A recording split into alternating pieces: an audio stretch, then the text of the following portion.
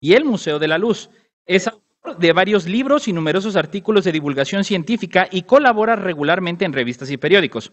Durante 15 años escribió la columna semanal La Ciencia por Gusto en Milenio Diario. Escribe la columna mensual Ojo de Mosca en la revista Como Ves desde sus inicios en 1998. Ha colaborado en diversos programas de radio y televisión con cápsulas de ciencia y actualmente tiene una videocolumna semanal en Agenda MX. Participó en el diseño del primer programa del posgrado de comunicación de la ciencia de la UNAM y en 2005 recibió la distinción Universidad Nacional para Jóvenes Académicos en el área de creación artística y extensión de la cultura. Finalmente, ha impartido cursos de divulgación escrita y periodismo científico en casi todos los estados de la República Mexicana. Démosle un fuerte aplauso al maestro Martín Bonfil Olivera.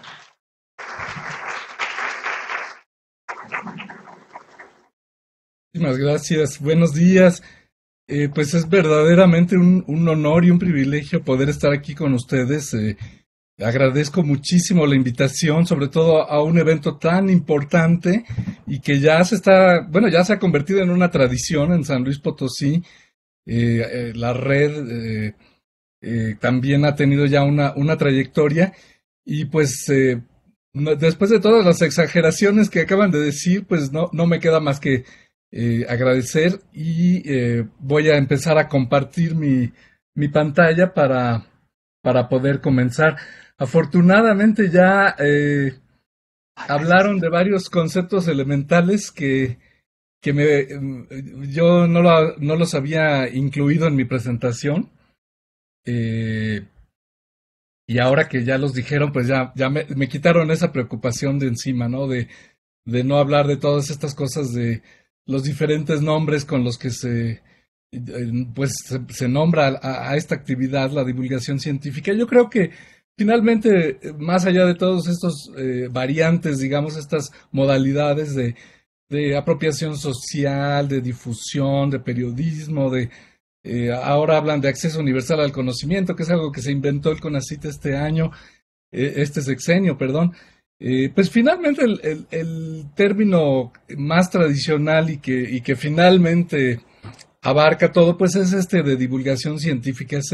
Entonces es el que voy a estar usando. Me imagino que sí se está viendo ya mi presentación. Entonces voy a comenzar. Este es el título que me propusieron y me pareció pues enormemente importante porque yo creo que no hay tema más importante en el mundo en este momento. Digo, yo sé que México va a jugar a la una, pero pese a ello, creo que es más importante la supervivencia de nuestra especie, no del planeta, porque el planeta va a continuar, estemos nosotros o no. Pero estos objetivos de desarrollo sostenible lo que van a permitir, si es que los logramos alcanzar, es que nuestra especie sobreviva y no se extinga como ha ocurrido con tantas otras especies a lo largo de la historia de nuestro planeta. Entonces, bueno, voy a hablar un poco acerca de los propios objetivos de desarrollo sostenible. Son 17 objetivos diferentes, es un número grande para tenerlo en la mente. Son objetivos a nivel global que están interconectados entre sí y eso es muy importante.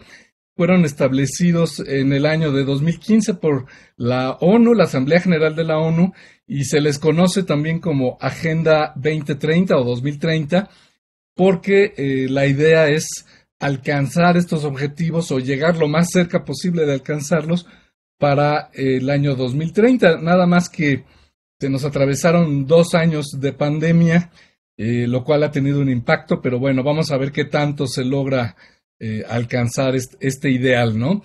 Fueron diseñados para hacer un plan para el futuro de nuestra especie, como ya dije, de la humanidad, de nuestras sociedades, un futuro mejor y más sostenible, ¿no? En unos momentos vemos qué es eso de sostenible. Me gustó mucho esta descripción que encontré, es la hoja de ruta hacia la sostenibilidad. ¿Qué quiere decir esto? Que todavía no estamos viviendo en sociedades sostenibles, pero queremos irnos acercando lo más posible hacia ellas. Ya tenemos décadas tratando de acercarnos con resultados bastante pobres, pero tampoco podemos decir que no hemos hecho nada. Sí se ha avanzado un poco. Y bueno, además de esta Agenda 2030, estos 17 objetivos globales están a su vez actuando en 5 focos o 5 niveles, podríamos decir, que son las personas individuales, el planeta, la prosperidad, es decir, la creación de riqueza, la paz y las alianzas que son necesarias para que se pueda realizar este ideal de los 17 objetivos. Y por supuesto, bueno, la meta es alcanzarlos para 2030, que ya nada más nos quedan 8 años. ¿De dónde viene esta idea del desarrollo sostenible, este concepto tan importante, vital para nuestras sociedades? Bueno, donde se presentó originalmente fue precisamente en la ONU en el año de 1987, ante la Comisión de Medio Ambiente y Desarrollo.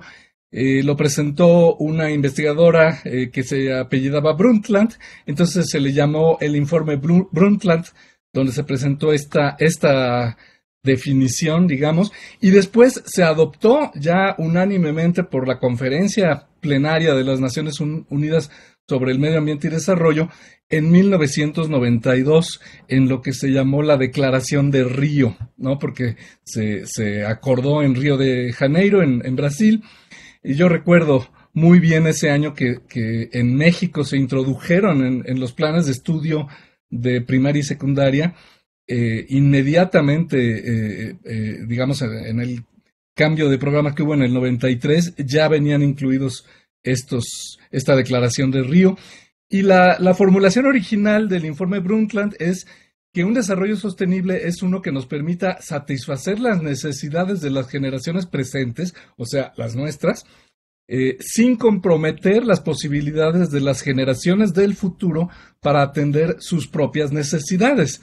Es decir, que no nos acabemos los recursos de manera que nuestros hijos y nuestros nietos ya no vayan a poder vivir una vida con el nivel que la pudimos vivir nosotros, ¿no?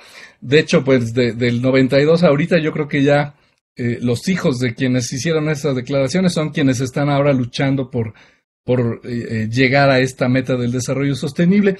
Me encontré otra definición que no es la oficial, pero también me parece muy atractiva porque es un poquito más detallada y la voy a compartir. Es esta: alcanzar, bueno, un desarrollo sostenible es el que nos permite alcanzar los objetivos del desarrollo humano y al mismo tiempo sostener la capacidad de los sistemas naturales de proporcionar los recursos naturales y los servicios ecosistémicos en función de los cuales dependen la economía y la sociedad, atendiendo muy especialmente a la preservación de sitios históricos y culturales. Se fijan que esta definición ya trae un poquito más de detalle, añade esta dimensión de preservar la cultura y la historia. Entonces se ha ido refinando, pero la idea finalmente sigue siendo la misma: no dañar los recursos de una manera que sea irreversible y que ya no permita que las nuevas generaciones disfruten de lo que nosotros estamos disfrutando. Aquí está este esquema que muestra cómo esta meta del desarrollo sostenible, pues a su vez requiere de varios componentes, ¿no? Requiere de un componente, por supuesto, medioambiental, ¿no? Que cuidemos la naturaleza, que cuidemos los ecosistemas, pero también tiene una parte económica, porque si no hay dinero para proteger el medio ambiente, no lo vamos a lograr. O sea, no basta con que las personas individuales cuiden los jardines o las plantitas, sino que también los gobiernos y las empresas inviertan en hacer los cambios necesarios para proteger el medio ambiente, y también un componente social. Es decir, que los ciudadanos, los gobiernos participen de manera activa, y esto implica, por supuesto, sacrificios, ¿no? Sacrificios, inversiones, yo no le llamaría gastos, para lograr aquí la meta, ¿no? Que está aquí en el centro. No sé si se alcanza a ver, que dice desarrollo sostenible, donde se conjuntan estos 3 círculos. Aquí están los 17 objetivos del desarrollo sostenible que se acordaron para el año 2030. Ya antes había habido otras listas de 10 objetivos que eran los objetivos del milenio, que no se lograron alcanzar pues muy plenamente. Entonces, pues para adelante se ampliaron para ser más precisos en lo que se quiere lograr. Y bueno, ahora son 17, que son, los voy a leer rápidamente. El fin de la pobreza. Nada más con decir este primero ya se dan ustedes cuenta de la magnitud de estos objetivos. O sea, son verdaderamente tremendos.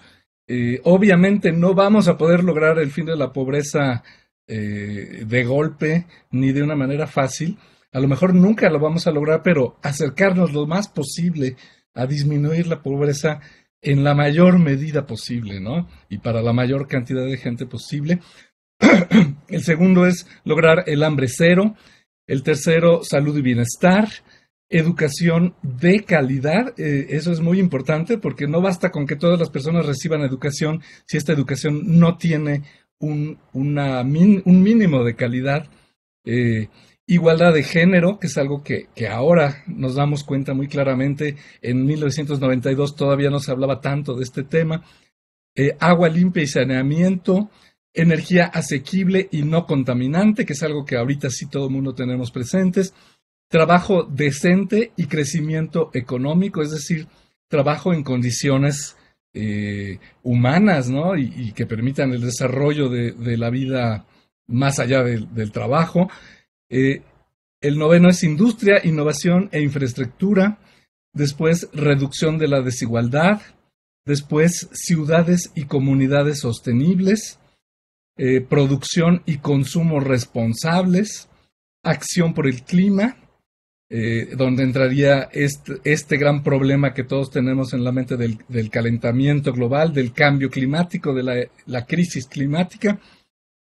Y entonces nos damos cuenta que la crisis climática es nada más uno de los 17 problemas que está enfrentando la humanidad. La vida submarina, la vida de ecosistemas terrestres, la paz, justicia e instituciones sólidas. Se sobreentiende instituciones democráticas, ¿no?, que funcionen, y finalmente alianzas para los objetivos, es decir, lograr las alianzas necesarias entre los diferentes actores, que son básicamente la sociedad, los gobiernos y las grandes empresas, para lograr estos objetivos, ¿no? Si no se tienen esas alianzas, no se va a poder avanzar. Aquí está la representación gráfica que generó la ONU, pues un poquito para darle identidad a estos 17 objetivos que son un poco difíciles de tener todos en la mente al mismo tiempo, pero estos pictogramas pues ayudan un poco a tenerlos claros, ¿no? Ahora, yo les dije que era importante que los 17 objetivos globales están interconectados, es decir, no solo son 17 problemas que tenemos que resolver como humanidad, sino son 17 problemas que se afectan mutuamente. Entonces, si algo cambia en uno de ellos, puede afectar a los demás. Y por eso, todos los actores que participan, como dije, deben hacer su parte. Si no, no va a funcionar esta estrategia. Y eso incluye a los organismos internacionales, a los gobiernos, a las empresas y a la propia sociedad civil, incluyendo a los individuos, como cada uno de nosotros, por supuesto. Vamos a hablar un poquito de por qué es esta interconexión y por qué eso complica mucho el panorama. Pues eso viene del hecho de que la ciencia y la tecnología no están divorciadas de la sociedad ni del ambiente, por supuesto. Aquí hay un esquema que no voy a explicar, pero simplemente para que vean, es de un libro ya viejo que escribió uno de los pioneros del enfoque de ciencia, tecnología y sociedad, donde hablaba de que la ciencia, aquí estamos viendo un esquema de la ciencia, no es nada más los científicos que trabajan utilizando un método, la comunidad científica que consta de individuos que reciben una educación superior, muy especializada, pero también de institutos, de instrumentos, de presupuestos, etcétera. Y no solamente es la generación de conocimiento para resolver problemas científicos y generar conocimiento que se puede aplicar para hacer tecnología. Es decir, la ciencia misma, vista así como desde el ámbito académico, es bastante compleja, pero este autor después mostraba que ese ámbito de las tres esferas que forman parte de la ciencia académica están a su vez insertas en un ámbito más grande y complicado, que es la parte de la infraestructura. Aquí dice aparato, pero es la infraestructura, pero también la política y la economía científicas, es decir, los presupuestos que se dan para ciencia y tecnología, las leyes que los regulan, la administración de la gran ciencia, ¿no? En México sería en parte el CONACYT, pero también a veces las empresas, la innovación y el desarrollo tecnológico, y por supuesto el ámbito de la educación y de la popularización o divulgación científica. Entonces, se fijan que esto que llamamos ciencia es mucho más complejo de lo que decimos muchas veces cuando, por ejemplo, damos clase o hacemos conferencias de divulgación. Y todavía esto se complica más si lo vemos en su ámbito todavía más amplio, que es el de lo social, ¿no? Aquí está el sistema de investigación y desarrollo científico y tecnológico dentro de esta caja y está conectado con otros ámbitos de la sociedad, ¿no? La economía, la política, la industria, las necesidades sociales, ámbitos como la ética, los valores, el derecho, las libertades, las posibilidades que tienen las sociedades de hacer cosas, ¿no? La capacidad que tienen el conocimiento para hacer cosas, por ejemplo, ir a la luna o generar una vacuna, y también el ámbito de la ideología, de la cultura, de la cosmovisión. Todo eso es afectado y a su vez afecta lo que ocurre dentro de la ciencia. Entonces, si los objetivos del desarrollo tienen que ver con la ciencia y la tecnología, entre otras cosas, pues eso es algo muy, pero muy complejo. Por otro lado, también estamos siendo cada vez más conscientes de que la ciencia y la tecnología, que aquí están representados como engranes, están conectados no solo con el desarrollo industrial y el desarrollo, sino también con el ambiente. Entonces aquí sería la ciencia, la sociedad, la economía, la industria, pero se le añade esta nueva visión que es el ambiente, ¿no? Esta nueva dimensión, más bien. Y todos estos, pues por lo pronto estos 4 componentes, simplificando mucho, estarían interconectados, y lo que ocurre en el ambiente afecta a la tecnología, pero afecta a la sociedad, pero afecta también a la ciencia, y lo que afecta a la tecnología también afecta a la ciencia y al ambiente y a la sociedad, y viceversa, ¿no? Efectos en el ambiente, pues los estamos viendo con el calentamiento global, pero ¿cómo afecta la tecnología a la sociedad? Pues simplemente desarrollando una píldora anticonceptiva que da origen a la liberación sexual, ¿no? Y a la revolución que ha permitido a las mujeres ir alcanzando derechos plenos. O, por ejemplo, pues esta tecnología que nos tiene a todos esclavizados mirando pantallas durante muchas horas al día, ¿no? Esto ha cambiado nuestras vidas. Los que vivimos antes de la revolución de Internet y de los teléfonos inteligentes, recordamos cuando no había pantallas, ¿no? Más que la de la televisión. Entonces, esto hace que sea un problema increíblemente complejo el de tratar de lograr estos 17 objetivos de desarrollo para llegar al desarrollo sostenible, ¿no? Este esquema nada más lo pongo para que vean un poquito lo complejo que es. O sea, no son solo 17 puntos, sino que están conectadas unas cosas con otras, ¿no? Las energías, los impactos en el ambiente, el cambio climático, la economía, la justicia, el reparto de la riqueza, el consumo y la producción sostenibles, la contaminación de la atmósfera, en fin, bueno, es realmente un tema increíblemente complejo.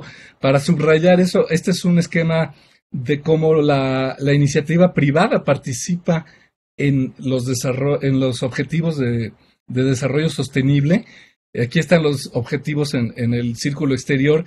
Y aquí está lo que están haciendo o deberían estar haciendo las industrias y las empresas en el mundo, ¿no? Para colaborar para cada uno de estos objetivos, ¿no? Nada más para que se den una idea que es algo muy complejo. Y bueno, este último lo puse porque de veras quiero transmitir la idea de que es increíblemente complejo el reto que tenemos como humanidad, ¿no? Este es simplemente el sistema de producción de alimentos, ¿no? A nivel global es un esquema, pues que ya se dan ustedes cuenta que simplemente entenderlo lleva un buen rato, porque son muchísimas las cadenas interconectadas que forman una red muy intrincada, donde cada cosa que se mueve puede afectar los otros factores. Y esto es nada más la comida, ¿no? Entonces,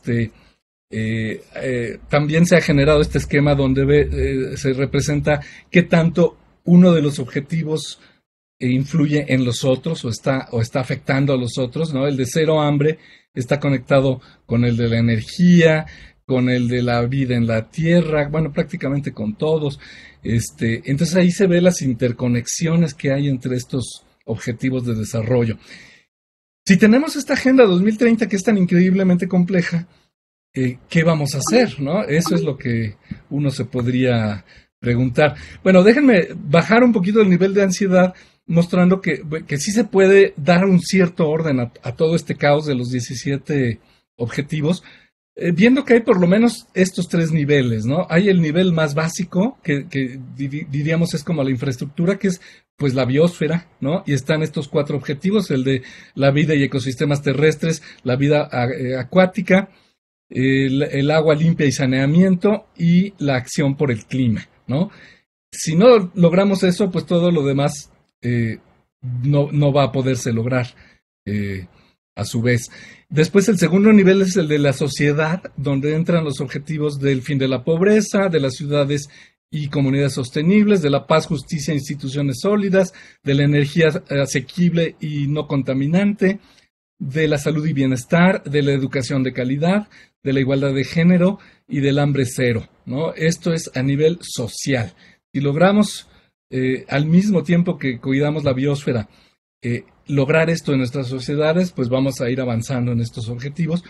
Y el tercer nivel es el de la economía, ¿no? Que habla de tener trabajos decentes y crecimiento económico para todos, industria, innovación e infraestructura, ¿no? Seguir avanzando en este progreso, reducción de las desigualdades económicas y producción y consumo responsables, ¿no? Que ya no desperdiciemos tanto. Entonces, estos 3 niveles ya nos permiten un poquito abordar estos problemas tan numerosos y tan complejos con un poquito de esperanza, ¿no? De que podemos ir lográndolo. Claro que estos 3 niveles se tienen que manejar los 3 al mismo tiempo, o sea, no es primero uno y luego cuando terminemos empezamos con el otro. Todos los 17 objetivos se tienen que ir avanzando al mismo tiempo. ¿Y cómo vamos en esa meta? Pues a nivel de gobierno, por ejemplo en México, pues aquí salió esta noticia el pasado lunes, o sea, antier, de que firman el compromiso para cumplir con los objetivos del desarrollo sostenible. O sea, si apenas lo está firmando México, quiere decir que vamos muy atrasados en nuestro país. Esto fue en el Senado de la República, como les digo, el lunes pasado. Gobiernos estatales también están haciendo ya su parte. En Puebla, por ejemplo, el gobierno de Puebla impulsa el desarrollo sostenible a través del Comité de Planeación para el Desarrollo del Estado. Entonces, bueno, hay cosas que se están haciendo en nuestro país y, por supuesto, en muchísimos países, en algunos más, en algunos menos. Las empresas también están empezando a nivel global, pero también en México, al menos a empezar a hacer su parte, ¿no? O a prepararse para hacer su parte. Aquí vemos, por ejemplo, que ya están hablando las propias empresas en los medios empresariales de que deben estar preparadas para cumplir los objetivos de desarrollo sostenible. Se están capacitando, están difundiendo la información y espero yo que estén también ya tomando acciones para empezar a lograrlo. En los medios de comunicación, y es algo que les quería preguntar, bueno, cada quien, pero ¿qué tanto habían oído ustedes hablar de los objetivos del milenio? Digo, de los objetivos de desarrollo sostenible. Los objetivos del milenio ya son los que ya caducaron. La verdad es que yo tengo la impresión de que no se habla casi nada de este tema. Se habla mucho del calentamiento global, pero de los 17 objetivos de desarrollo sostenible casi no se habla en los medios. Y eso es un gran foco rojo, porque todos los ciudadanos ya deberíamos estar al menos enterados de que existen estos objetivos y un poquito preocupados y un poquito ocupados en hacer nuestra parte. Y creo que no es así, creo que en México no es así. No sé si en San Luis Potosí haya un poquito más de difusión, pero por eso me parece increíblemente acertado que este encuentro se haya dedicado justamente a este tema, ¿no? Pero bueno, por aquí me encontré un medio, ¿no? Reporte Índigo que ya tiene algún artículo sobre el tema, pero creo que deberías estar por lo menos tan presente como el tema del cambio climático. Y bueno, aquí hay algunas gráficas de diferentes países de diferentes años, algunas son de 2020, algunas son más recientes, otras son más globales, otras son de ciertos países, pero más o menos todas muestran lo mismo, que hemos avanzado de manera dispareja, o sea, algunos objetivos se están logrando más, ¿no? En otros vamos muy atrasados, ¿no? En el de la pobreza cero y cero hambre, pues como pueden ustedes ver, estamos en la calle de la amargura. No voy a ver cada uno porque no representa la globalidad actual, pero simplemente que vean que hay unos que van más avanzados y otros vamos muy atrasados y otros vamos pues a medio camino. Y esto es preocupante porque estamos muy cerca de llegar a los límites que puede sostener nuestro planeta.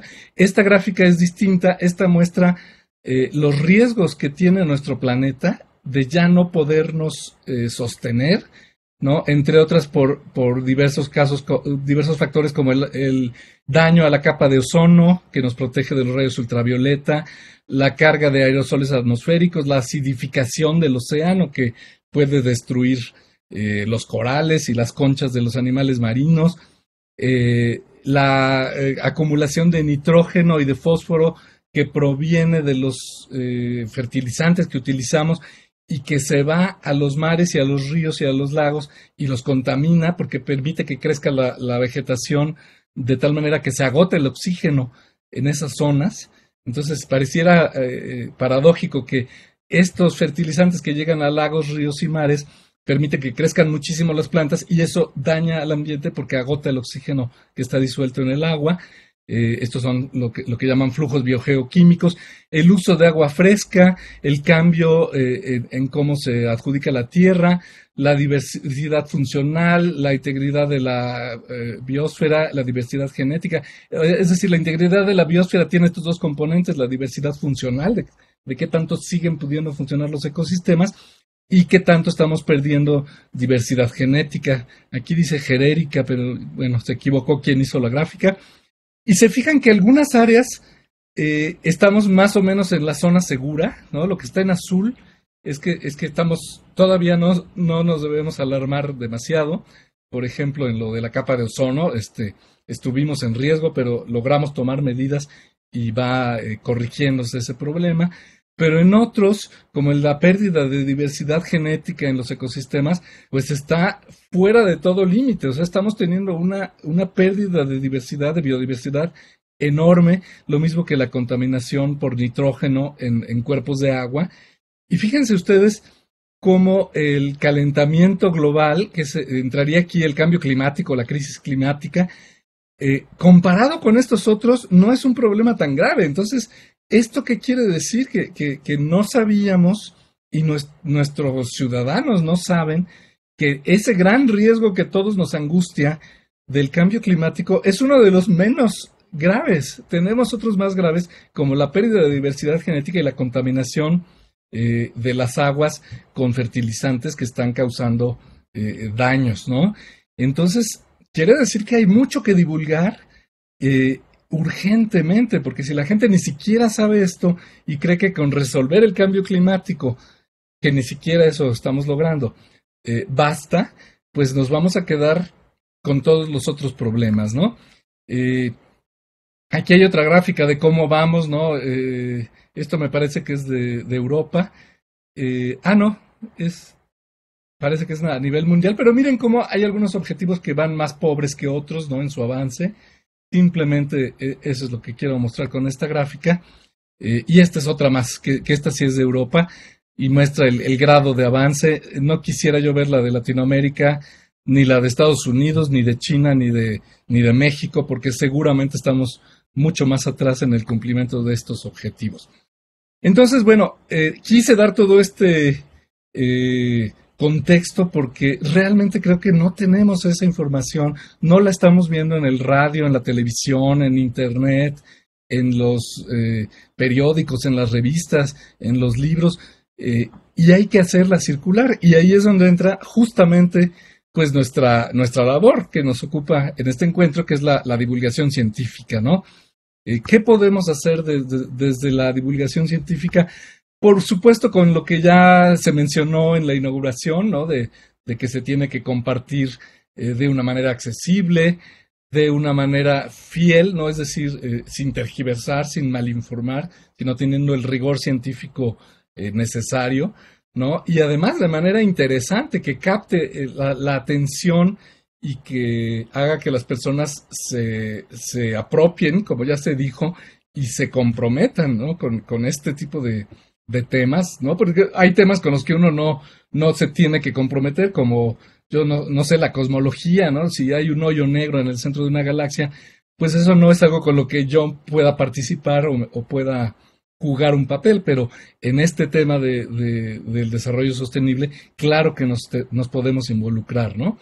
Entonces, bueno, sin olvidar estos conceptos básicos respecto a la divulgación científica, ¿no? Que la divulgación científica no comunica la ciencia de los expertos, sino que genera una versión de esa ciencia que está diseñada para ser accesible al público que no es científico y que no maneja ni el lenguaje, ni los conocimientos previos, ni la tecnología que manejan los expertos, ¿no? Entonces, bueno, tomando en cuenta esto, a través de esta actividad de divulgación científica en todas sus modalidades, en todas sus variantes, ¿qué podemos hacer? ¿Cómo podemos abordar estos 17 objetivos de desarrollo sostenible que conforman la Agenda 2030?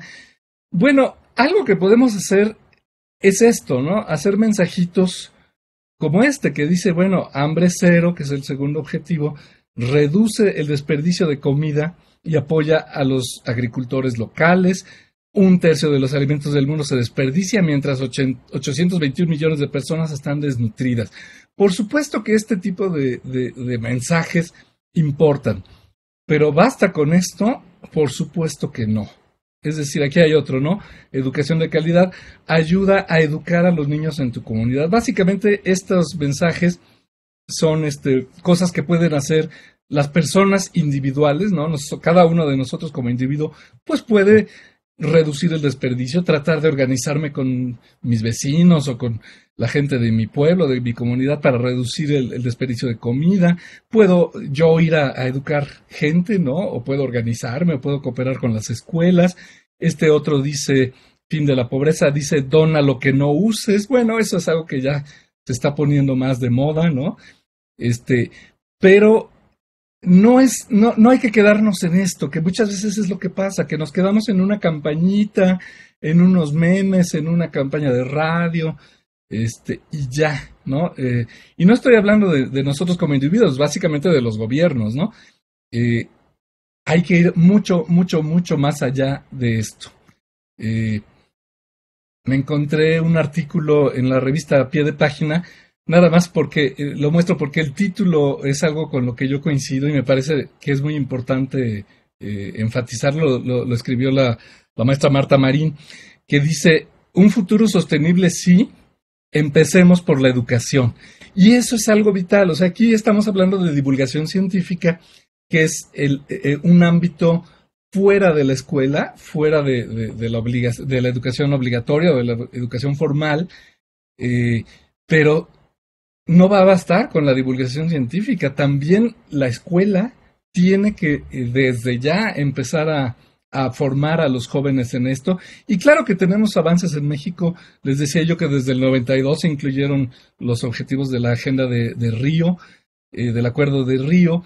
Incluso hay ya materias de cultura ambiental o diversos nombres en las escuelas primarias y secundarias, pero hay que acelerar eso, porque esto ya lo tienen que tener los niños desde chiquitos, incorporado en su cultura, ¿no? Que su cosmovisión, su manera de ver el mundo ya no pueda concebirse sin estos 17 objetivos, porque si no, no los vamos a lograr educar después. Y al mismo tiempo, la divulgación, por supuesto, que puede hacer su parte. Pero más allá de estas campañas de mensajes muy concretos que yo les mostré, ¿qué podemos hacer? Bueno, adoptar los enfoques más modernos de divulgación, no solo de la ciencia. Ahorita vamos a ver que va más allá, ¿no?, de la ciencia, la tecnología. Normalmente el modelo tradicional hacíamos divulgación de la ciencia para ser útil a la sociedad, para que la gente conozca qué son las vacunas, qué son los átomos, qué son las células, qué son los virus. Después nos dimos cuenta que podíamos ampliar un poquito más la utilidad o las ambiciones de nuestra labor como divulgadores, y a la vez hacerlo más democrático. Entonces, en vez de ser el modelo en que el divulgador comunica conocimiento al público, pasamos al modelo que aquí le nombran ciencia y sociedad. En vez de ciencia para la sociedad, ciencia y sociedad, en el que los comunicadores de la ciencia entablamos diálogos con nuestros públicos, ¿no?, con los ciudadanos y ciudadanas, para no nada más ser emisores, sino participar en una ir y venir de conocimientos y de opiniones y de intereses y de actitudes y de valores, ¿no? Entonces, cuando se toma en cuenta esos intereses, esos valores de nuestros públicos, esas preguntas, y comenzamos a dialogar en vez de nada más estar hablando, vamos a lograr servir mejor a esos ciudadanos y a esas sociedades. Y luego aquí todavía se va más allá, que es, yo creo, que lo que necesitamos para este reto de tratar de cumplir los objetivos de desarrollo sustentable, que es pasar a un modelo participativo, en que ya no es ciencia y sociedad, sino ciencia en sociedad, ¿no? Es decir, ya no vamos a ser los científicos, los divulgadores, quienes vamos a estar llevando la batuta, digamos. Vamos a ir montados en el carro de avanzar y esto, sino que tiene que ser ya la sociedad junto con nosotros. Entonces, hay muchos proyectos en países, por ejemplo en Brasil, en que se consulta primero, por ejemplo, a las comunidades agrícolas, ¿no?, del campo, para generar proyectos de ciencia o de divulgación de la ciencia que respondan a sus intereses y en los que pueda participar los propios campesinos. Perdón. Este dibujo, por cierto, es de la Universidad Autónoma de Buenos Aires, me parece. Y en eso voy a repetir algo que quizá algunos de ustedes ya conocen, que son los 4 modelos de la comunicación pública, de la ciencia, de la divulgación científica, que propone el doctor Bruce Lewinstein de la Universidad de California en Los Ángeles, que son unos modelos que hablan de, digamos, muy esquemáticamente, de 4 niveles en los que se puede divulgar la ciencia, que tiene mucho que ver con esta gráfica que acabo de mostrar, ¿no? Uno es el modelo del déficit, que es lo más clásico, lo más sencillo, pero también lo más burdo, podríamos decir. El modelo contextual, el modelo del conocimiento lego y el modelo de la participación pública, ¿no? Este artículo ya es viejo, como se dan ustedes cuenta, ya tiene 19 años, pero sigue siendo una buena manera de comenzar a pensar esta complejidad que tiene la divulgación científica, para no quedarnos en el viejo modelo del déficit, que a veces es muy adecuado.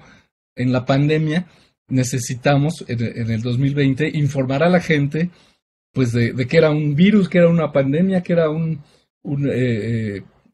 coronavirus, ¿no? Y qué son las vacunas. Y no queríamos entrar en diálogos ni discusiones, queríamos que la gente asimilara estos conceptos. Entonces, el modelo de déficit en esos casos es perfectamente adecuado. Tampoco hay que caer en satanizarlo, pero sí es el más simple, ¿no? El modelo de déficit es cuando uno divulga la ciencia porque considera que el público tiene una laguna de conocimiento, un cachito de ignorancia que vamos a llenar con los contenidos, con el conocimiento que les divulgamos, y eso va a hacer que le va a ayudar a nuestro público, ¿no? Como les digo, esto a veces es justamente lo que hay que hacer, y no se trata de un modelo es mejor que otro, de manera absoluta, sino que depende del caso, depende de las circunstancias.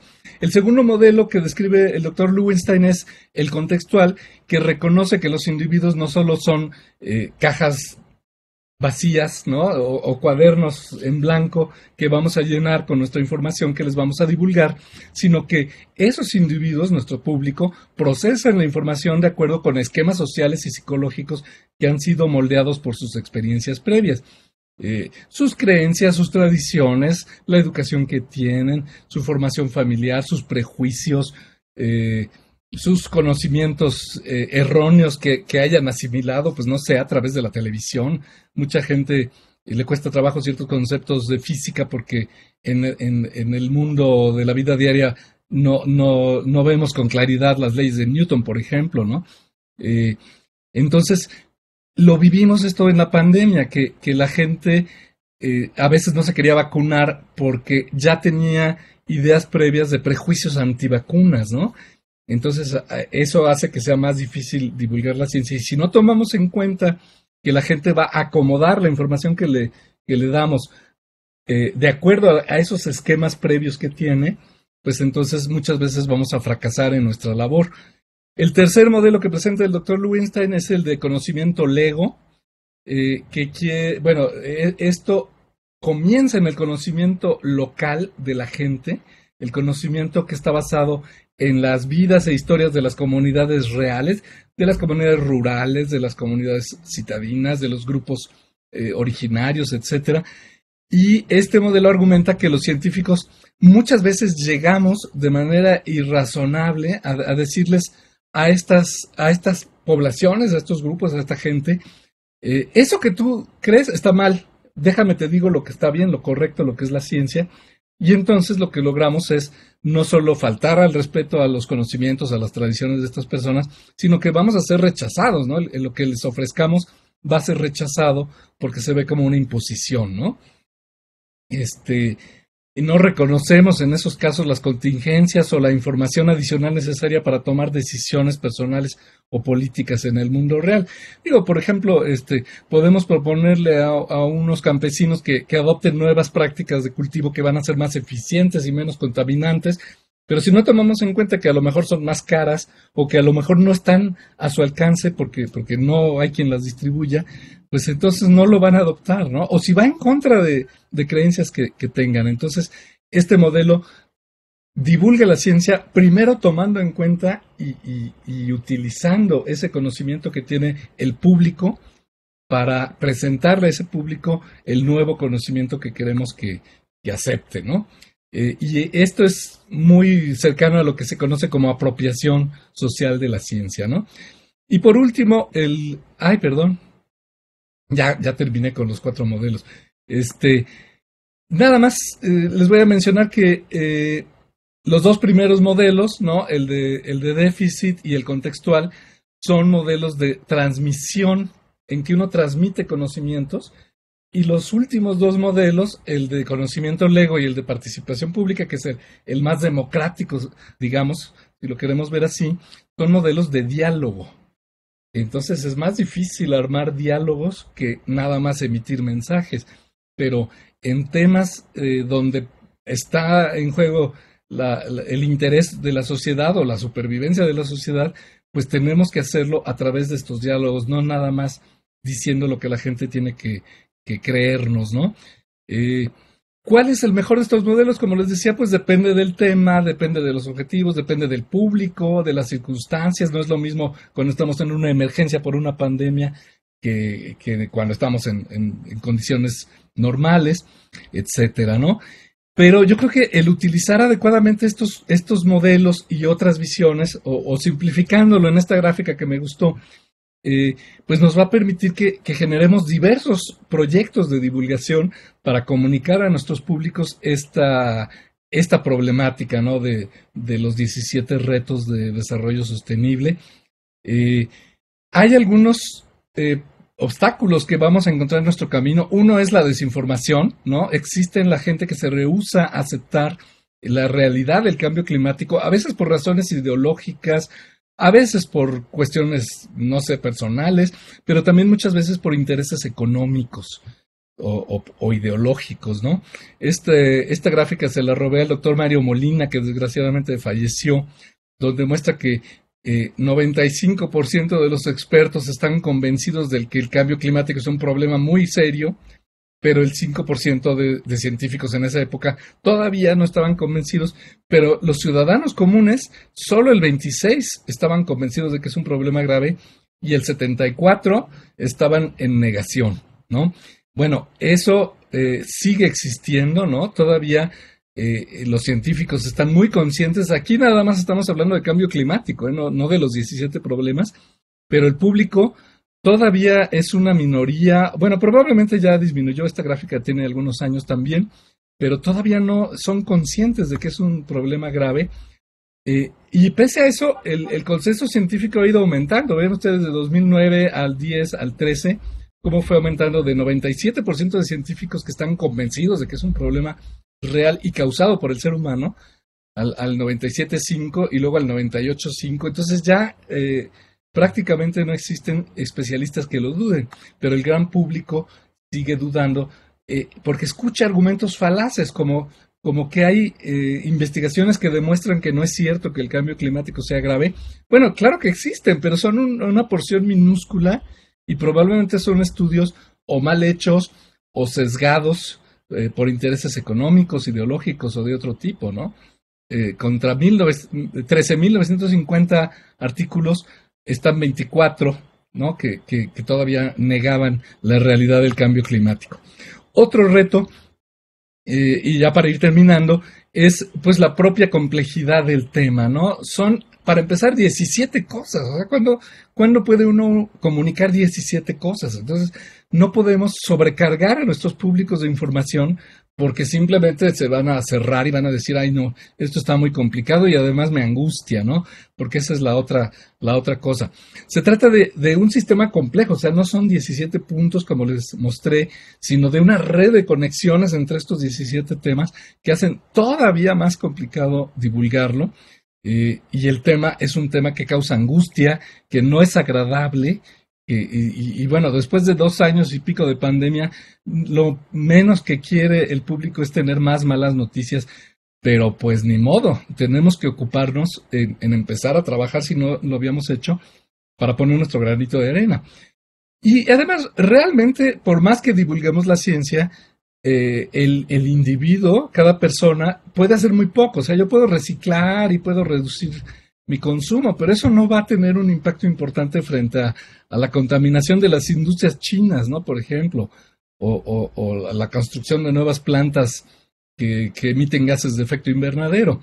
Entonces, ¿qué podemos hacer? Bueno, por supuesto, hay que seguir adelante, ¿no? Hay que hacer desde campañitas con mensajitos de separa tu basura, pero también hay que tener otras metas más ambiciosas, ¿no? Al mismo tiempo. Yo creo que hay que enfocarnos en divulgar el conocimiento más importante, el más relevante, ¿no? La parte básica, por lo menos, a la mayor cantidad de personas. Por lo menos que la gente empiece a escuchar esto de los 17 objetivos, aunque no los pueda decir así, que no los pueden listar. Y yo mismo, pues por supuesto que no me lo sé de memoria, pero que por lo menos sepa que hay 17 problemas que son muy importantes y que diga, sí lo he oído, ya lo vi alguna vez por ahí, escuché hablar de eso, ¿no? Empezar a divulgar al mismo tiempo los conceptos detrás de estos problemas que nos permiten entender por qué son problemas y cómo se pueden resolver. Conceptos como qué es el desarrollo sustentable, qué es el cambio climático, qué es la pérdida de la biodiversidad, qué es esta contaminación de los mares por nitrógeno y fósforo, ¿no? De los fertilizantes.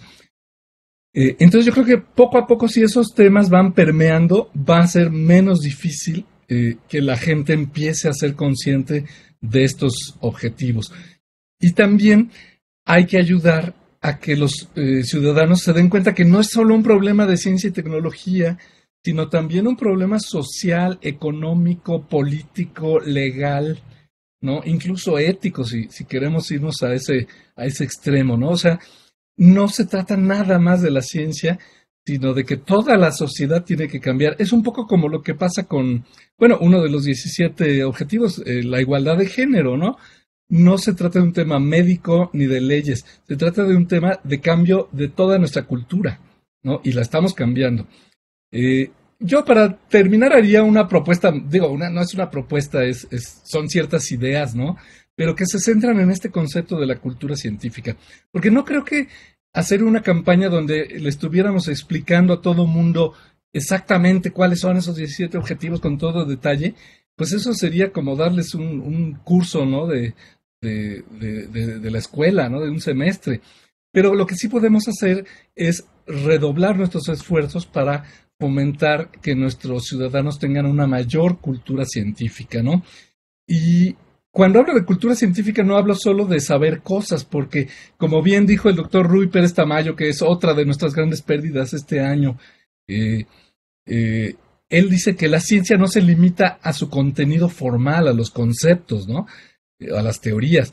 La ciencia incluye no solo un catálogo de hechos y de teorías sobre distintos aspectos de la naturaleza, sino también las bases filosóficas que lo sustentan, la historia de su desarrollo, las estructuras sociales en las que se da y en las que se expresa, las leyes que la regulan y las políticas que la favorecen o la estorban. Es decir, la ciencia incluye toda la sociedad, la economía, las leyes, la cultura, la historia, ¿no? Entonces, si vamos a divulgar la ciencia y si vamos a hablar de estos problemas, hay que hacerlo con ese enfoque, ¿no? La ciencia no es algo separado de la cultura, sino que forma parte de la cultura, igual que consideramos que es cultura las artes, las humanidades, las tradiciones, todo eso es cultura. Bueno, también la ciencia es cultura, pero en México y en muchos países, cuando hablamos de cultura, no pensamos ciencia, y eso es algo que queremos ir cambiando los divulgadores científicos. No existe una definición de cultura científica, por supuesto, pero sí hay algunas cosas que podemos decir, ¿no? Que la cultura científica no es este concepto enciclopédico de saber cosas, ¿no? Es decir, una persona que sabe que es un electrón, sabe que es un eucarionte, que es el bosón de Higgs. Bueno, esa persona sabe mucha ciencia, tiene cultura científica, pero eso no es todo, o sea, no se trata de eso. Y de hecho, puede que sea más importante lo demás que voy a decir a continuación que el saber datos, porque los datos ahora los encontramos con entrar a la Wikipedia, ¿no? O a Google. Pero la cultura científica también debería incluir una visión de cómo se hace la ciencia, de cómo trabajan los científicos, de por qué confiamos en el conocimiento que producen, de cómo se produce ese conocimiento nuevo, cuál es el contexto cultural y social de la ciencia, porque la ciencia va cambiando y lo que se considera correcto o incorrecto, real o imaginario, o conocimiento científico aceptado o rechazado, va cambiando con el tiempo, va cambiando con la historia. Hasta hace poco pues era aceptable que las mujeres tuvieran menos derechos que los hombres, ¿no? Y había quien citaba bases científicas, que ahora los pondríamos entre comillas, pero en esa época pues era considerado como científico, ¿no? Y también tener una familiaridad con otras cosas que están alrededor de la ciencia, como vimos, ¿no? La historia de la ciencia, la sociología de la ciencia, porque en la ciencia hay las tribus que tienen sus costumbres y que negocian y tienen sus rituales y tienen su manera de interactuar, ¿no? La filosofía de la ciencia, la comunicación pública de la ciencia, por supuesto. Todo esto formaría parte de lo que podríamos llamar cultura científica. El doctor Luis Estrada de la UNAM, que fue uno de los grandes pioneros de la divulgación científica en México, y que era una persona muy ambiciosa, decía que la cultura científica sería la capacidad de entender a fondo las líneas fundamentales de argumentación de las diferentes disciplinas científicas. Yo creo que esto es un ideal, así como los 17 objetivos de desarrollo, pero pues no podemos realmente pensar que va a haber personas que sepan todo esto, ¿no? Entonces me permití hacerle una corrección a lo que dijo Luis Estrada. Yo diría más modestamente la capacidad de entender de forma útil, ¿no? Las líneas fundamentales de argumentación de las disciplinas científicas. ¿Y esto qué quiere decir de forma útil? ¿Útil a quién? Pues a cada persona, o sea, depende de quién sea esa persona. Si yo soy pues un muchacho de secundaria de una escuela rural, pues lo que para mí sea útil entender de las líneas fundamentales de argumentación, pues será algo. Y si yo soy un estudiante de posgrado de la Facultad de Ciencias de la UNAM o de San Luis Potosí, pues a lo mejor lo que yo considero útil es algo mucho más profundo y detallado, ¿no? Y también útil para qué, pues depende de lo que se requiera. En este caso estamos hablando de lo que se requiere es acercarnos a los objetivos de desarrollo sustentable. Pero yo propongo que la cultura científica debería tener al menos estos tres componentes. Que nuestro público aprecie la importancia de la ciencia, que por ejemplo nuestro gobierno actual no aprecia la importancia de la ciencia y se nota en las decisiones que están tomando en el CONACYT, que nuestro público comprenda la ciencia en cierta medida. Habrá nerds que saben mucho de ciencia, había gente que le interesa muy poquito la ciencia, pero que aún esa gente que le interesa poquito comprenda algo de ciencia, cosas básicas, por ejemplo, lo de las vacunas, ¿no?, que vivimos. Y por último, que logremos que nuestros ciudadanos reconozcan que tienen una responsabilidad social respecto a cómo se usa la ciencia y la tecnología en sus propias sociedades, ¿no? O sea, no podemos permitir que las decisiones respecto a vacunas, a transgénicos, a, yo qué sé, energía nuclear, la tomen solo los políticos, ¿no? O sea, no puede ser eso. Tenemos que participar los ciudadanos en esas decisiones. Entonces, tomando en cuenta estos componentes, yo propuse una modificación de la definición de divulgación que había presentado mi maestra Ana María Sánchez Mora, y lo que dije fue que la divulgación científica es una labor multidisciplinaria que recrea con fidelidad el conocimiento científico, contextualizándolo histórica, social y culturalmente, con el objetivo de comunicarlo de forma accesible a través de una diversidad de medios a diversos públicos voluntarios, ¿no?, porque no estamos en la escuela, promoviendo en ellos la formación de una cultura científica, entendida esta como la apreciación y comprensión de la actividad científica y del conocimiento que ésta produce, así como la responsabilidad por sus efectos en la naturaleza y la sociedad. Y si se fijan, yo creo que esta definición modificada nos es útil para abordar este tema de cómo divulgar los objetivos del desarrollo sustentable, ¿no? Por supuesto, incluye estas tres dimensiones que, como ya dije, la apreciación pública tiene que ver con la dimensión afectiva, ¿no? Que la gente sepa que existe y que sepa que importa. No quiere decir que le guste la ciencia, a lo mejor rechaza o le da miedo la ciencia y la quiere controlar, pero que sepa que importa, ¿no? Porque también hay ciencia que puede causar daño. Que haya una comprensión pública, que es una dimensión cognitiva, y que haya más responsabilidad pública a nivel de los ciudadanos respecto a la ciencia, que tiene que ver con la dimensión de la acción, ¿no?, de la aplicación, de la participación. Entonces, ¿qué podemos hacer? Pues tratar de que nuestros públicos se hagan conscientes a nivel de apreciación de la existencia de este problema del reto que tenemos de lograr el desarrollo sustentable, porque es un reto de supervivencia, y que cambien su actitud frente a él, ¿no? Que en vez de decir no me interesa o no me toca, digan no, pues yo puedo hacer algo, puedo participar. A nivel de comprensión, pues es lo que ya comentamos, ¿no? Que puedan entender ciertos conceptos básicos, ¿no? Al menos algunos, los más que se puedan, para que puedan entender estos problemas y no nada más escuchar las noticias y decir, ay, estos políticos, sino que se den cuenta que es un problema de todos y sobre todo de las próximas generaciones. Y yo creo que lo más importante en este caso es la parte de responsabilidad social, ¿no? Tratar de inspirar a nuestros públicos a través de nuestros trabajos de divulgación para que vayan participando activamente en la solución del problema.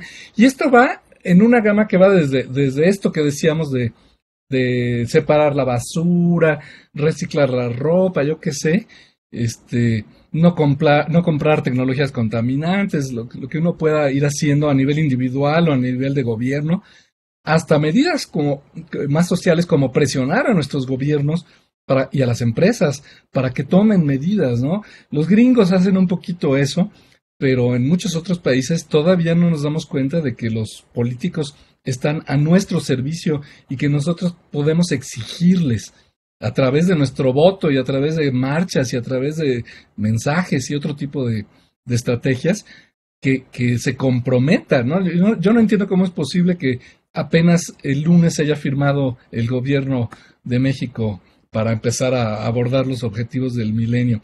La meta más general sería viralizar lo más posible nuestros mensajes, llegar al más público posible a través de todos los medios, tratar de comunicar estos conceptos de manera clara, como ya se ha dicho, y tratar de buscar que cambien esas actitudes que tienen que ver con los sentimientos y promover ciertos valores, ¿no?, que queremos, entre ellos el valor del pensamiento crítico, ¿no?, que es algo que nos permite separar la desinformación de la información confiable, ¿no?, la discusión racional, la búsqueda del bienestar, la defensa de la justicia y la equidad. Todo esto está incluido en los objetivos, como pueden ustedes ver. Y otros metas sociales, ¿no?, que también tienen que ver con esta idea que a través de la divulgación inspiremos a los ciudadanos tal vez a que busquen cambios en las leyes, ¿no?, que nos hacen falta para lograr estos objetivos de más igualdad, de cero hambre, de cero pobreza. Hay gobiernos que están avanzando en algunos campos, otros no, pero por ejemplo, nuestro gobierno está combatiendo la pobreza, pero no está comprometiéndose con reducir la emisión de gases de invernadero. Entonces, a lo mejor podemos apoyar las cosas buenas y presionar para que las cosas malas se corrijan, ¿no? Y sí podemos cooperar un poquito en eso los divulgadores. Podemos promover que nuestros ciudadanos, ¿no?, nuestro público, conozcan y valoren la ciencia y el conocimiento que producen, que identifiquen la pseudociencia, la desinformación, por ejemplo, el negacionismo del cambio climático, el negacionismo de las vacunas, y que tengan mayor acceso a cultura científica y oportunidades de ejercer su pensamiento crítico, ¿no? Son cosas muy generales, pero que podríamos tener en mente, porque acuérdense que estamos en los límites de lo que puede sostener nuestro planeta. Sobre todo en estos casos que les decía de la pérdida de diversidad genética y la contaminación de las aguas. Esta es la misma gráfica, pero mostrando esta especie de dona, que es la zona donde podemos sobrevivir bien todavía en nuestro planeta, ¿no? Queremos no salirnos de ese círculo, ¿no? El espacio justo y seguro para la humanidad, con desarrollo económico inclusivo y sostenible, que tiene que ver con estos aspectos, ¿no?, que ya se mencionaron, que están en los objetivos de desarrollo, y con los retos de sostenibilidad que presenta nuestro planeta, ¿no?, que si los rebasamos no vamos a poder seguir sobreviviendo. Y por último me encontré esta gráfica horrible, está muy fea la imagen, pero fíjense cómo alguien aquí tomó estos objetivos de desarrollo y habla de una bioética global. Y me gustó mucho eso, ¿no? Está la bioética social e individual, pero la bioética global tiene que ver con estos objetivos de desarrollo. Y es otra manera de pensarlo, ¿no? Como un reto ético, ¿no? No solo científico, tecnológico, político. Siempre pongo al final de mis presentaciones esta ilustración, que es la portada de un número de la revista Letras Libres, que dice algo con lo que yo creo que todos vamos a estar de acuerdo. México necesita ciencia, ciencia y más ciencia. Y con eso termino. Les agradezco muchísimo su atención. Y bueno, pues aquí estoy para cualquier cosa. Voy a dejar de compartir mi pantalla. Un fuerte aplauso al maestro Martín Bonfil. Muchísimas gracias. Como siempre, un honor. Y bueno, pues les pido, por favor, si alguien, primero de manera presencial, tiene alguna duda, comentario, pregunta que quisiera hacerle al maestro, felicitación, bueno, pues bienvenidos para pasar el micrófono. Y ahorita pasamos también por ahí a los que están de forma virtual. Alguien que diga yo, algún comentario, felicitación, presentación, inclusive, pues a ver dónde andamos. La doctora Mónica y luego la maestra Heidi, por favor, adelante. Hola, buen día. Mónica Amador García, muchas gracias por la información que nos comparte, doctor. Creo que a final de cuentas es información que todo mundo debe conocer por la relevancia y los problemas tan graves que están sucediendo. Y como divulgadores, como investigadores, creo que tenemos esa facilidad de poder informar a la población sobre lo que está sucediendo y cómo podemos actuar desde cada uno de nuestros lugares de trabajo.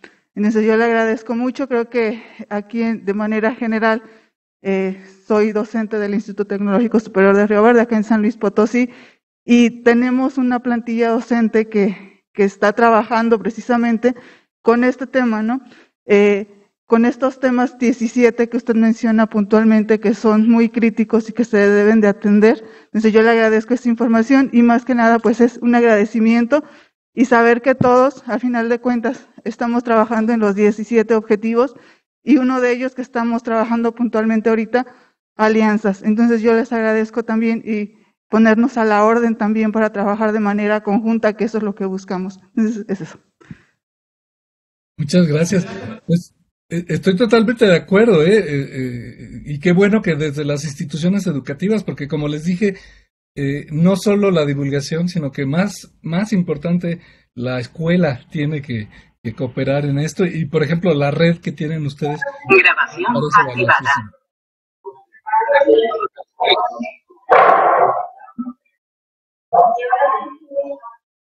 Perdón, si alguien puede silenciar por ahí. Gracias. Listo. Hola, mi nombre es Heidi Cedeño, soy de las Ciencias Sociales y Humanidades de aquí de la Universidad de San Luis.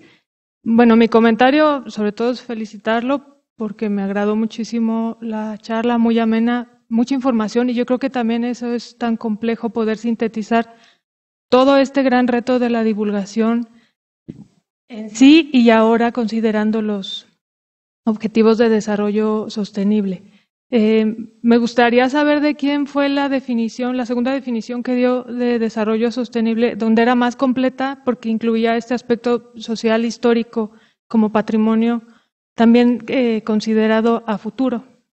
Y otro comentario es, me parece muy importante, bueno, yo lo concibo así, esto que nos presentó sobre que la divulgación tiene estas tareas para hacer independientemente de los temas, y bueno, si se toma lo de los ODS, pero sobre todo hablar de valores, ¿no? De cambio de actitudes, que yo creo que independientemente del tema, eso es lo que tenemos que trabajar como divulgadores o desde los espacios en los que estamos. No, porque es un gran reto, ¿no? Justo yo creo que la crítica a la divulgación puede ser, bueno, divulgamos para qué o dónde podemos ver el impacto que hacemos en el trabajo, que es mucho y muchas veces contracorriente y sin presupuesto y tantas cosas, ¿no? Pero justo cómo podemos ver el resultado y poder ir cambiando poco a poco esta realidad que estamos viendo y por la cual queremos mejorar. Bueno, muchas gracias y felicidades. Gracias, al contrario. Bueno, de la definición, qué pena, fíjese que la encontré en la Wikipedia, en la Wikipedia en español, donde hablan de el concepto de desarrollo sostenible, y seguramente ahí viene la fuente, pero yo no la copié. Pero de ahí la tomé de la Wikipedia porque me gustó, me pareció interesante, ¿no? Que justamente como usted dice, abarcaba un poquito más allá de la definición original para tomar aspectos sociales.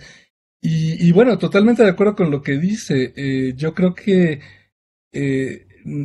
este tema, ¿no? Del desarrollo sostenible, pues nos obliga a los divulgadores a ir más allá de lo que normalmente hemos considerado nuestra labor, que era nada más compartir conocimientos.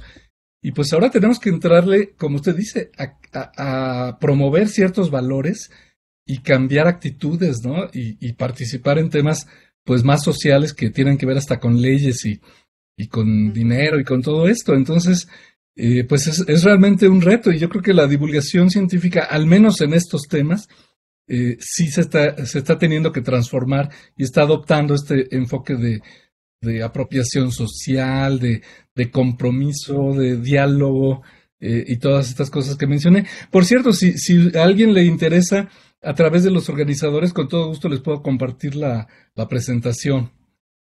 Bueno, eso nada más. Hola, buenos días, Martín. Patricia Julio de la Facultad de Ciencias Sociales de la UASLP, pero egresada de la UNAM. Mucho gusto en verte ahora en vía remota, ¿no? Básicamente a mí me gustaría como enfatizar esto de qué es la divulgación de la ciencia, porque aquí una de las cosas que seguimos tratando de contestar es eso, pero me parece que lo que tú has dicho aquí nos pone en un contexto más amplio de lo que es la divulgación de la ciencia. Y cómo la divulgación de la ciencia podría contribuir a la ciudadanía, que es lo que tú has dicho, desde diferentes modelos, ¿no? porque no se trata solamente de dar información acerca de los resultados de la ciencia, como tú dices también, comprender la ciencia como un proceso social eminentemente humano, en donde decimos que es subjetiva, pero también hay subjetividades, hay ideologías, hay las formas en que los científicos y las científicas piensan que están haciendo ciencia. Y bueno, nosotros hemos insistido mucho en eso, ¿no? Estamos ahora impartiendo también cursos a nivel de licenciatura sobre comunicación pública de la ciencia a nuestros estudiantes, un poco con la idea de que aquellos que están interesados pues también se formen en eso, pero creo que eso es muy importante lo que tú dices, recalcar. La ciencia va más allá de los resultados y es toda una producto social, ¿no? Y creo que desde ahí es muy importante no dejar nada más en los resultados, en los experimentos, en qué bonito, sino hablar más allá. Y yo coincido contigo, la divulgación de la ciencia tiene que contribuir a la ciudadanía, es decir, no solamente decir esto se hace así, sino cómo los individuos pueden apropiarse del conocimiento científico y pasar de meros espectadores a ciudadanos, ¿no? Una problemática muy grave en este país en muchos ámbitos y creo que también la divulgación de la ciencia va por ahí. Entonces, muchas gracias por tu presentación y yo creo que yo recalco eso y enfatizo eso de tu presentación, ¿no? Gracias. Muchísimas gracias por tu entusiasmo, además que me motiva muchísimo. Y gracias por regalarme esta expresión de construir ciudadanía. No sé si se vio, pero ahorita la anoté porque la voy a usar a partir de ahora. Yo diría incluso construir ciudadanía, pero global, ¿no? Digo, todos somos ciudadanos, pero como tú dices, muchas veces somos ciudadanos pasivos, ¿no? Y ya no podemos seguirlo siendo. Yo creo que todo divulgador debería tener una formación en esto que se llama los estudios sociales de la ciencia, ¿no? Para tener esta perspectiva que pues yo traté de mostrar así muy por encimita, pero sí, ir más allá de la mera visión de ver la ciencia desde dentro, ¿no? Y salirnos del sistema y verla en su contexto social, político, cultural, económico, etcétera, porque si no, no entendemos cómo funciona y entonces tampoco podemos comunicarle a nuestros públicos esa complejidad que ahorita pues ni modo, estamos ante un problema tan complejo que tenemos que entrarle a esa complejidad ya. Los modelos sencillitos de que la ciencia produce tecnología, que produce dinero y que produce bienestar, pues ya se quedó muy simple, ¿no? Está todos los otros problemas asociados a ello. Entonces, muchísimas gracias por tu comentario. Nos vamos con la última pregunta. Adelante, por favor. Más que pregunta, es un comentario. Si me permites felicitar a Martín. Mi nombre es Lidia Huache, del Colegio de San Luis, un centro público de investigación especializado en ciencias sociales y humanidades. Ya habíamos coincidido por ahí en otros seminarios que organizaba antes con la CID. Y nada más agradecer y felicitar el que nos compartas esta información, porque me parece que se convierten en una especie de metodología muy práctica y muy sencilla en torno a este concepto tan importante de la cultura científica y de la construcción de ciudadanía, coincidiría, ¿no? Esta apreciación, comprensión y responsabilidad creo que son un ABC absolutamente indispensables, porque solo a través de la cultura se puede incidir en creencias, valores, prácticas, etcétera, de manera cotidiana, y como podríamos seguir incidiendo, aunque parezcan minúsculos nuestros esfuerzos, creo que tarde o temprano, bueno, pues iremos ganando algo de terreno. Muchas gracias. Híjole, te agradezco infinitamente, no sabes que me digas eso, porque yo sí creo que esos 3 puntos son bastante representativos de lo que podemos hacer, y no son minúsculos, o sea, nuestra sociedad ha logrado cambiar, nuestras sociedades globales han logrado cambiar de que la esclavitud que antes se consideraba buena y normal a ser intolerable, la discriminación racial que antes era parte intrínseca de muchas sociedades, ahora ya no es tolerada, bueno, o estamos tratando de eliminarla porque nunca se termina de eliminar los menores derechos que tenían las mujeres, pues también ya los estamos combatiendo activamente. Entonces es una labor quizá de guerrilla si tú quieres, pero va erosionando esas resistencias y vamos logrando transformar. Entonces ahora el reto es transformar, al mismo tiempo que estamos con el tema del género y todo eso, en los otros 16 retos globales. Pero pues yo creo que la labor de educadores y divulgadores y comunicadores en general se vuelve más importante que nunca, y felicidades por este evento porque ayuda a eso, y San Luis Potosí es uno de los estados que tienen mucha ciencia y mucha buena ciencia, ¿no? Entonces, pues gracias por haberme invitado y felicidades, y que continúe el evento pues tan magnífico como se ve. Gracias. Muchísimas gracias. Maestro, un fuerte aplauso, por favor, nuevamente al maestro Martín Bonfil. Sin más, pues nuestro mayor reconocimiento, maestro, por aquí ya le estaremos haciendo llegar precisamente el reconocimiento ya firmado por la doctora Rosalba Medina y presidenta del Consejo de Coordinación de esta red. Lo despedimos de momento y bueno, pues le agradecemos nuevamente, reiteramos nuestro sincero agradecimiento como siempre, y pues usted guiándonos también en toda esta labor a nivel nacional de la divulgación. Un fuerte abrazo desde San Luis Potosí de parte de todos los divulgadores y muchas gracias, maestro. Gracias. Muchas gracias y bueno, pues continuemos.